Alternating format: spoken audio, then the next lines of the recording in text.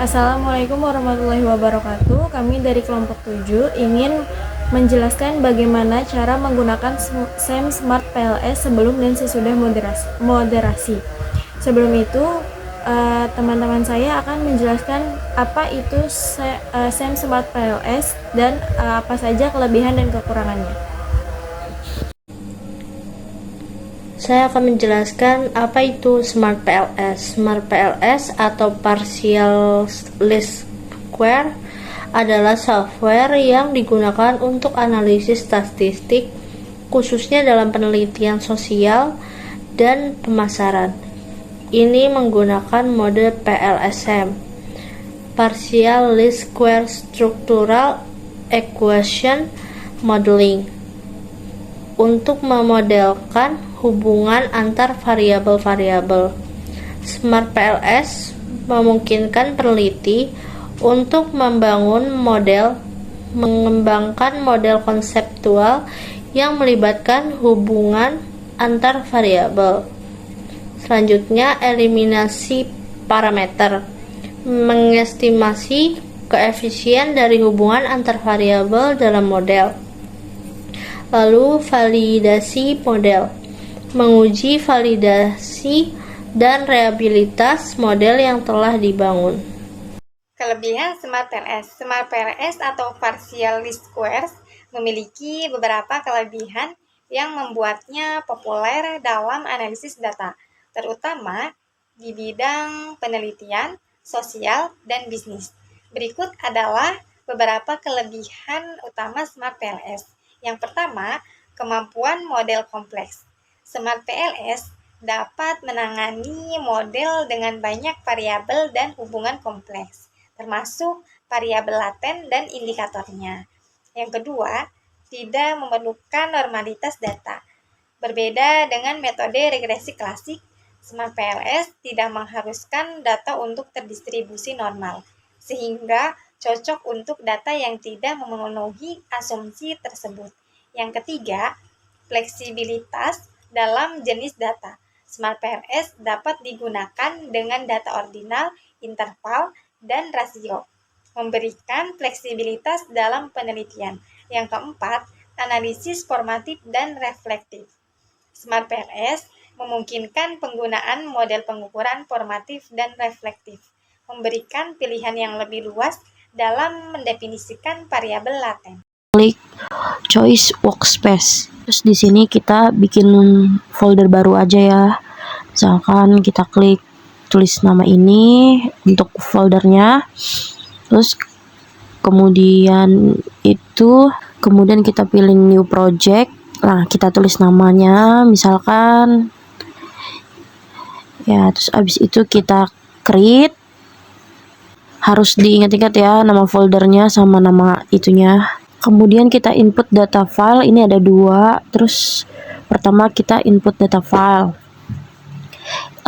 Jadi kita download dulu, nanti ada di link bawah ya. Atau enggak minta ke dosennya masing-masing, minta datanya, data pelatihan, kita klik, terus lalu klik open. Ini adalah nama-nama variabelnya. Ini semua datanya adalah metrik. Dan ini misalkan variabel beli. Kita lihat dulu di CSV-nya, kita buka lagi. Penyimpanannya ada di filenya data pelatihan. Lalu kita buka biar tahu hubungannya dengan file tersebut. Nah, jika udah muncul, ada beli, ada return, banyak di situ. Lalu setelah itu kita klik import. Nama filenya masih tetap yang tadi ya, yang atas nih. Nah, kalau misalkan udah datanya sudah masuk, ada tabel color hitam, ya sekitar ada 16 variabel. Sifat datanya adalah metrik ya. Nah, kemudian kita membuat modelnya, yaitu pencet klik back. Lalu ada di situ ada model, klik model. Nah, udah ada tuh datanya. Kita back dulu, terus kita klik model lagi, terus tipe modelnya kita pakai LSM, PLSM, dan modelnya itu kayak seperti mau loyalitas pelanggan. Kita ketik aja loyalitas pelanggan ya, lalu kita save. Pertama kita bentuk latihan variabel. Setelah ini data udah ada semua ya yang ada di sini, selanjutnya kita harus buat model latihan variabelnya ya. Yang pertama kan di atas ini ada sales, ada, lalu kita klik latent variable, lalu klik beli, klik return, klik beli dulu, terus tekan kontrol, blok yang 3 atas dan bawa kemana kita mau, lalu kita lepas di sini. Kita buat aja namanya loyalitas. Nah, nanti ada tuh 3 ini. Tapi setiap memilih itu kita pencetnya select ya, terus kita drag itu kayak bisa geser kemana aja. Lalu kita fungsikan kepuasan dan kepercayaan. Kepuasan digambarkan oleh harga dan kelengkapan produk dan lokasi. Lalu kita tekan kontrol, terus kita copy pencet 1, baris yang ketiga, keempat, kelima, terus kita drag lagi, kita buat namanya kepuasan, lalu di enter, kita select lagi, kita taruh di mana aja lah itu. Lalu kepercayaannya itu kayak nggak expired. Nah, itu kita blok 3 terakhir dari bawah, terus kita select control, kita pencet 3 terbawah tuh, kita habis itu kita select, terus kita drag ke samping, lalu kita kasih namanya kepercayaan. Nah, seperti ini bisa dirubah-rubah bentuknya ya, terserah kalian maunya gimana. Nah, di sini kita hubungkan kualitas itu bisa dipengaruhi kualitas pelayanan atau kualitas produk. Nah, kita bikin yang kualitas itu kan kita ke tabel lagi, ada kita pencet kontrol, terus yang ke-4 sampai 4, 5, 6 yang dari paling bawah kita select lagi, terus kita drag lagi untuk ke samping ya. Kita bikin namanya kualitas pelayanan di sini, terus lalu enter. Nah, di situ ada gambarnya kayak tadi lagi ya, bebas kalian mau pilih-pilih kayak gimana. Dan yang terakhir adalah kualitas produk digambarkan oleh daya tahan.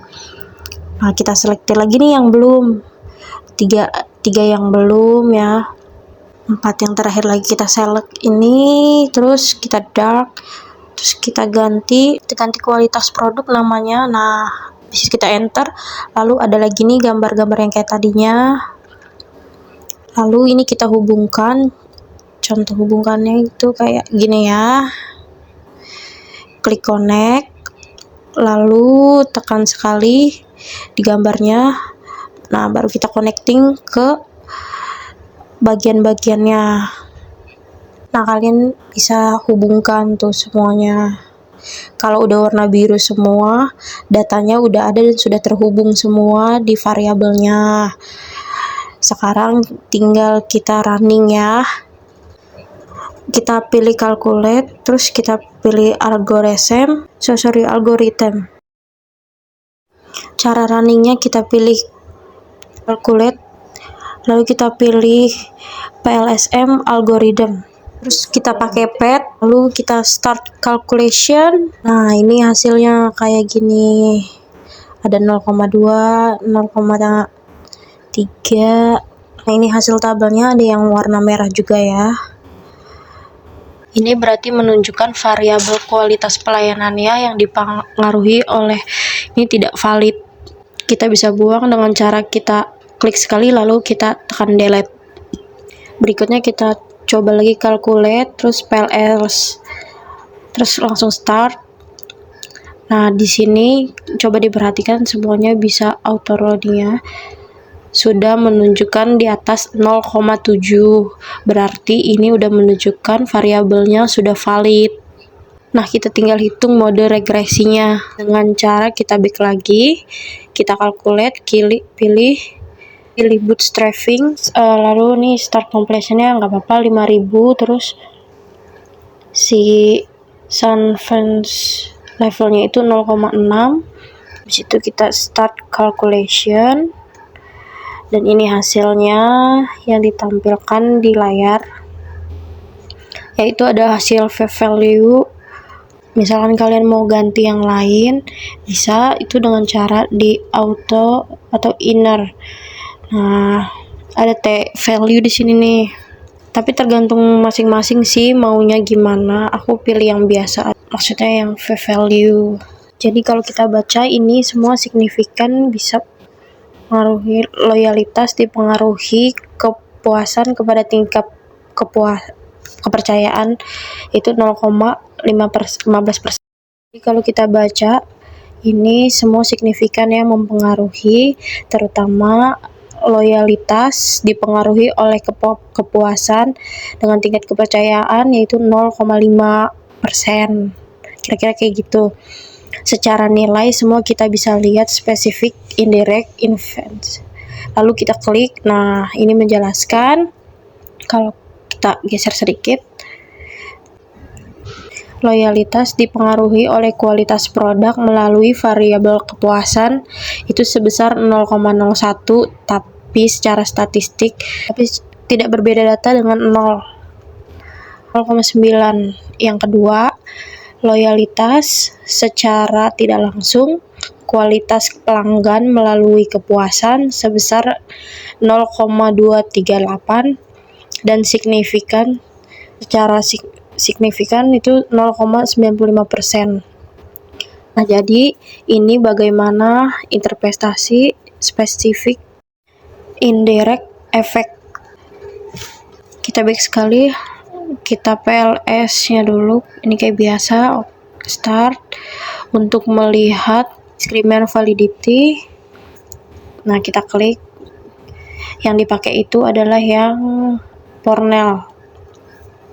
Nah, ini dia nih. Ini menunjukkan berarti diagonalnya itu lebih besar dibanding dengan nilai korelasi antar variabel lainnya. Contoh, katakan nilai kepuasan 0,9, di bawahnya itu 0,92. Nah, di bawahnya lagi segitulah. Sehingga bisa dikatakan ini sudah baik.